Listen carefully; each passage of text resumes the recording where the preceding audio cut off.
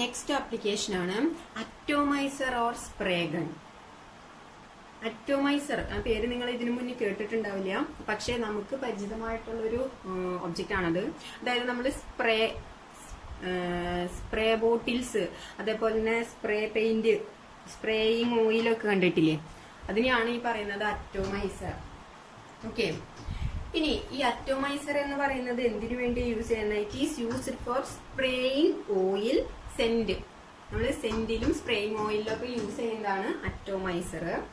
That means നമ്മൾ ആ ഒരു സ്പ്രേ ബോട്ടിന്റെ ഒക്കെ തുമ്പിൽ നമുക്കറിയാം, നമ്മൾ പ്രസ് ചെയ്ത് കഴിഞ്ഞ് കഴിഞ്ഞാൽ നമുക്ക് സ്പ്രേ പുറത്തേക്ക് വരുന്നത്. ആ ഒരു പ്രിൻസിപ്പിൾ എന്ന് പറയുന്നത് ബെർണോളി സ്റ്റിയർ ആണ്. ഓക്കെ, ഇനി അത് എങ്ങനെയാണെന്ന് നമുക്ക് നോക്കാം.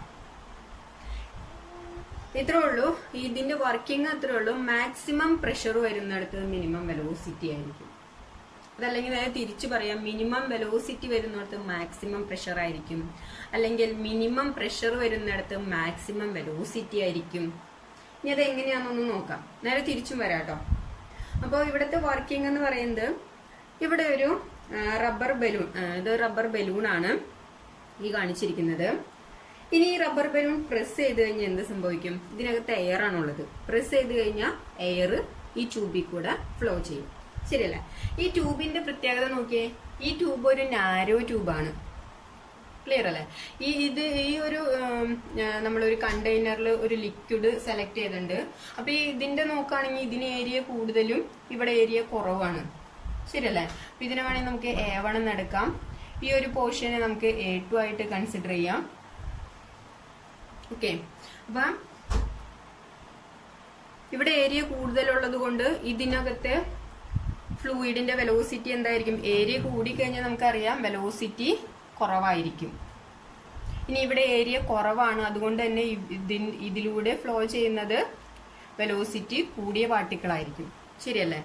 ഇനി നമ്മൾ റബ്ബർ പ്രസ് ചെയ്ത് കഴിഞ്ഞാൽ ഇതിലൂടെ എയർ മൂവ് ചെയ്യും വിത്ത് ഹൈ വെലോസിറ്റി. നമുക്കറിയാം ഏരിയ കുറവുള്ളത് കാരണം ഇവിടെ എയർ മൂവ് ചെയ്യണത് ഹൈ വെലോസിറ്റിയിലായിരിക്കും, ശരിയല്ലേ?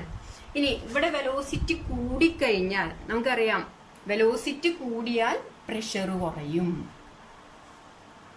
ക്ലിയർ അല്ലേ? അപ്പൊ ഇവിടെ റബ്ബർ നമ്മൾ പ്രസ് ചെയ്തു, എയർ മൂവ് ചെയ്തു വിത്ത് വെരി ഹൈ വെലോസിറ്റി ആണ്, അതുകൊണ്ട് തന്നെ ഇവിടുത്തെ പ്രഷർ കുറവായിരിക്കും. ഇനി ഈ റീജിയന്റെ പ്രത്യേകത നോക്കിയാൽ ഇവിടെ വെലോസിറ്റി കുറവാണ്, അതുകൊണ്ട് ഇവിടെ എന്താണ്? പ്രഷർ ഹൈ ആയിരിക്കും. അപ്പോൾ ഓട്ടോമാറ്റിക്കലി ലിക്വിഡ് എന്ത് ചെയ്യും? പ്രഷർ കൂടിയ ഭാഗത്ത് നിന്ന് കുറഞ്ഞ ഭാഗത്തേക്ക് ഫ്ലോ ചെയ്യും. സോ നമ്മൾ ഈ റബ്ബറിനെ പ്രസ് ചെയ്യുന്ന ടൈമില് ഇതിലൂടെ വെലോസിറ്റി കൂടിയ പാർട്ടിക്കിൾ, അതായത് എയർ പാർട്ടിക്കിൾ പോകുമ്പോൾ ഇവിടെ ഹൈ പ്രഷർ റീജിയൻ ആയതുകൊണ്ട്, ലോ പ്രഷർ റീജിയൻ ആയതുകൊണ്ട് ഹൈ പ്രഷർ റീജിയനിൽ നിന്ന് ലിക്വിഡ് മുകളിലേക്ക്, പ്രഷർ കുറഞ്ഞ റീജിയനിലേക്ക് ഫ്ലോ ചെയ്ത് നമുക്ക് സ്പ്രേ ചെയ്യാനായിട്ട് സാധിക്കും. ക്ലിയർ? ഇതാണ് നമ്മുടെ ബെർണോളി പ്രിൻസിപ്പിളിന്റെ ബേസിസിലാണ്. അതെങ്ങനെയാന്ന് വെച്ച് കഴിഞ്ഞാൽ നമുക്കറിയാം A1 V1 which is equal to A2 V2 ആണ്. ഏരിയ കുറഞ്ഞാൽ വെലോസിറ്റി കൂടും, ഏരിയ കൂടിയാൽ വെലോസിറ്റി കുറയും, എന്നാലാണ് ഇത് ഈക്വൽ ആയിട്ട് കിട്ടുള്ളൂ. അപ്പോൾ വെലോസിറ്റി കൂടിയാൽ ഈ റീജിയനിൽ പ്രഷർ കുറവായിരിക്കും.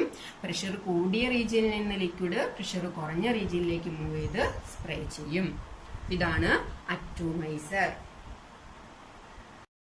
നെക്സ്റ്റ് ആപ്ലിക്കേഷൻ എന്ന് പറയുന്നത് ലിഫ്റ്റ് ഓഫ് ആൻ എയറോപ്ലെയിൻ. നമ്മൾ എയർക്രാഫ്റ്റ് ലിഫ്റ്റ് എങ്ങനെ സംഭവിക്കാന്ന് ചെറുപ്പകാലങ്ങളിലൊക്കെ ചിന്തിച്ചിട്ടുണ്ടാവും. എയറോപ്ലെയിൻ എന്ന് പറയുന്നത് വെയിറ്റ് കൂടിയ ഹെവി വെയിറ്റ് ഉള്ള ഒരു നമുക്കറിയാം വെഹിക്കിളാണ്. അപ്പൊ എങ്ങനെയാണ് അത് ലിഫ്റ്റ് ചെയ്യണേന്ന് പലപ്പോഴും ചെറുതായിരിക്കുന്ന സമയത്ത് നമ്മൾ ചിന്തിച്ചിട്ടുണ്ടാവും. അതിനുള്ള ആൻസർ ഇപ്പൊ നമുക്ക് കിട്ടും. ബെർണോളിസ് തിയറം യൂസ് ചെയ്തിട്ടാണ് എയർക്രാഫ്റ്റ് ലിഫ്റ്റ് ചെയ്യുന്നത്. ഇനി അത് എങ്ങനെയാന്ന് നോക്കാം. ഇപ്പൊ നമുക്ക് അറിയേണ്ട ഒരു കോൺസെപ്റ്റ് ഇതാണ്, വെലോസിറ്റിയും പ്രഷറും. വെലോസിറ്റി കൂടിയ പ്രഷർ എങ്ങനെയായിരിക്കും, വെലോസിറ്റി കുറഞ്ഞ പ്രഷർ എങ്ങനെയായിരിക്കും, ഈ ഒരു കോൺസെപ്റ്റ് ഉണ്ട് എന്നുണ്ടെങ്കിൽ നമുക്കത് ക്ലിയർ ആയിട്ട് മനസ്സിലാവും. അപ്പൊ നമ്മളിപ്പോ എയർക്രാഫ്റ്റിന്റെ ഒക്കെ വിങ്സിന്റെ സൈഡ് വ്യൂ ആണ് ഞാനിപ്പോ ഇവിടെ വരയ്ക്കണത്. ഏകദേശം ഈ ഷേപ്പ് ആയിരിക്കും സൈഡ് വ്യൂ, വിങ്സിന്റെ സൈഡ് വ്യൂ. ഇപ്പോൾ ഈ വിങ്സ് ഒക്കെ ഉണ്ടാക്കാൻ യൂസ് ചെയ്യുന്ന ഒരു മെറ്റീരിയലാണ് എയറോഫോയിൽ എന്ന് പറഞ്ഞിട്ട്. ഇതൊരു സോളിഡ് പീസ് ആയിരിക്കും. ഇത് മുകൾ ഭാഗം ഒരു കർവ്ഡ് ടൈപ്പ് ആയിരിക്കും. അത് ഇപ്പൊ സൈഡ് വ്യൂ കാണുമ്പോൾ നിങ്ങൾക്ക് മനസ്സിലാവും, മുകൾ ഭാഗം കർവ്ഡ് ആയിരിക്കും, താഴ്ഭാഗം സ്ട്രെയിറ്റ് ആയിരിക്കും. ആ ഒരു ഷേപ്പിലായിരിക്കും ഇത് കൺസ്ട്രക്ട് ചെയ്തിട്ടുണ്ടാവാം. ഇനിയിപ്പോ ഇത് വിങ്സ് മാത്രമേ നമ്മൾ കൺസിഡർ ചെയ്യുള്ളൂ. അപ്പൊ എയറോപ്ലെയിൻ ഇപ്പോൾ ഈ ഡയറക്ഷനിൽ മൂവ് ചെയ്യണമെന്ന് വിചാരിക്കാം. അപ്പൊ ഇതിന് ചുറ്റും എയർ ആണ്. അപ്പൊ എയർ എന്ന് പറയുന്നത് ഒരു ഫ്ലൂയിഡ് ആണ്, നമുക്കറിയാം. അപ്പോൾ ഈ എയർ മൂവ് ചെയ്യും, അതല്ലേ, ശരിയല്ലേ? എയറോപ്ലെയിൻ മൂവ് ചെയ്യുന്ന സമയത്ത് ഈ എയറിലും മൂവ്മെന്റ് ഉണ്ടാവും, which is in opposite direction. Plane move ചെയ്യണതിന്റെ ഒപ്പോസിറ്റ് ഡയറക്ഷനിലായിരിക്കും എയറിന്റെ മൂവ്മെന്റ് ഉണ്ടാവും. അപ്പൊ നമ്മൾ നോക്കുകയാണെന്നുണ്ടെങ്കിൽ ഈ ഒരു പോയിന്റ് തൊട്ട് കൺസിഡർ ചെയ്യാം. അപ്പൊ ഈ ഒരു നമ്മുടെ വിങ്സിന്റെ താഴ്ഭാഗം നോക്കുകയാണെന്നുണ്ടെങ്കിൽ നമുക്കറിയാം എയർ ഈ ഡയറക്ഷനിൽ മൂവ് ചെയ്യും. അപ്പൊ ഇവിടെ എയറിന്റെ മൂവ്മെന്റ് എന്ന് പറയുന്നത് ഒരു സ്ട്രീം ലൈൻ ഫ്ലോ ആയിരിക്കും. അതൊന്ന് ഓർത്ത് വെക്കാം. എയറിന്റെ മൂവ്മെന്റ് സ്ട്രീം ലൈൻ ഫ്ലോ ആയിരിക്കും. അപ്പൊ താഴത്തെ പോർഷനിൽ എയർ മൂവ് ചെയ്യാം ഈ ഡയറക്ഷനിലാണ്. ഇനി മുകളിലത്തെ പ്രത്യേകത നോക്കാം. ഇതാണ് നമ്മുടെ റീജിയൻ. ഇവിടെ വരെ സ്ട്രെയിറ്റ് ആയിട്ട് വന്നു. പക്ഷെ ഇവിടത്തെ ആ കൺസ്ട്രക്ഷന്റെ പ്രത്യേകത കൊണ്ട് തന്നെ എയർ എങ്ങനെ ട്രാവൽ ചെയ്യും? ഈ ഒരു ഷേപ്പിൽ തന്നെയായിരിക്കും ട്രാവൽ ചെയ്യാം. സോ ഈ അപ്പർ പാർട്ടിൽ വരുമ്പോൾ എയറിന്റെ ഫ്ലോ എന്ന് പറയുന്നത് ഈ ഷേപ്പിലായിരിക്കും. സ്ട്രീം ലൈൻ തന്നെയാണ്, പക്ഷേ ഷേപ്പ് കുറച്ച് ഡിഫറെന്റ് ഉണ്ട്. ഓക്കെ, അപ്പൊ ഇവിടെ നമ്മൾ നോക്കുകയാണെന്നുണ്ടെങ്കിൽ നമുക്കറിയാം ഒരു 2 റീജിയൻ ആയിട്ട് കൺസിഡർ ചെയ്തു. ഇത് ഫസ്റ്റ് റീജിയൻ, ഇത് സെക്കൻഡ് റീജിയൻ. ഇവിടെ നിന്ന് എയർ ഇത്രയ്ക്ക് ട്രാവൽ ചെയ്യുന്നു. ഇവിടുത്തെ കേസ് നോക്കുകയാണെന്നുണ്ടെങ്കിൽ ഇത് ട്രാവൽ ചെയ്യണ ഡിസ്റ്റൻസ് കൂടുതലാണ്, ശരിയല്ലേ? കാരണം എന്താണ്, കുറച്ച് ദൂരം, അതായത് വളഞ്ഞ് തിരിഞ്ഞിട്ടൊക്കെ വേണം അതിന് വരണമെങ്കിൽ. അപ്പൊ എന്തായാലും ഈ പാർട്ടിക്കിൾ, എയർ പാർട്ടിക്കിൾ മൂവ് ചെയ്യുന്ന ഡിസ്റ്റൻസ് കൂടുതലാണ്, ഇവിടെ അത് കുറവാണ്. പക്ഷെ ഈ 2 അതായത് സ്റ്റേജിൽ അല്ലെങ്കിൽ 2 പാർട്ടിലും എയർ ട്രാവൽ ചെയ്യുന്ന ടൈം ടി തന്നെയാണ്. ടി സെക്കൻഡിലാണ് ഇവിടെ തൊട്ട് ഇവിടേക്ക് എത്തണം. ഈ 2 റീജിയനിലും, അതായത് ഇവിടെയും എത്തണത് ടി സെക്കൻഡിൽ തന്നെയാണ്. അപ്പൊ നമുക്ക് പറയാൻ പറ്റും ടി സെക്കൻഡ് കൊണ്ട് ഇത്രയും ദൂരം സഞ്ചരിക്കണമെങ്കിൽ സഞ്ചരിച്ചു പാർട്ടിക്കിള്. അതേപോലെ തന്നെ ഇവിടെ എന്ന് പറയുമ്പോൾ ഡിസ്റ്റൻസ് കൂടുതലാണ്. അതുകൊണ്ട് തന്നെ ഇതിന് കുറച്ച് സ്പീഡ് കൂടിയാലാണ് അത്രയും സമയം കൊണ്ട് അത് ഇവിടെ എത്തുള്ളൂ, ശരിയല്ലേ? അപ്പൊ ഇവിടത്തെ വെലോസിറ്റി കുറവായിരിക്കും, ഇവിടെ വെലോസിറ്റി എന്തായിരിക്കും? കൂടുതലായിരിക്കും. കാരണം ഇത്രയും ദൂരം ഇത്രയും സെക്കൻഡ് കൊണ്ട് ഇത് ഇവിടെ എത്തണമെങ്കിൽ ഇവിടെ ദൂരം കൂടുതലാണ്, സമയം അത്ര തന്നെയുള്ളൂ. അങ്ങനെയാണെങ്കിൽ ഈ പാർട്ടിക്കിളിന് അതിന്റെ സ്പീഡ് കൂടുതലായിരിക്കണം, എന്നാൽ മാത്രമല്ല ആ ടൈം കൊണ്ട് ഇവിടെ എത്തുള്ളൂ. അപ്പൊ നമുക്ക് പറയാൻ പറ്റും ഈ ഒരു പോർഷനിൽ വെലോസിറ്റി കുറവും ഇവിടെ വെലോസിറ്റി കൂടുതലുമായിരിക്കും. ഇനി വെലോസിറ്റി കൂടി നമുക്കറിയാം ഇവിടുത്തെ പ്രഷർ അപ്പൊ എന്തായിരിക്കും? കുറവായിരിക്കും.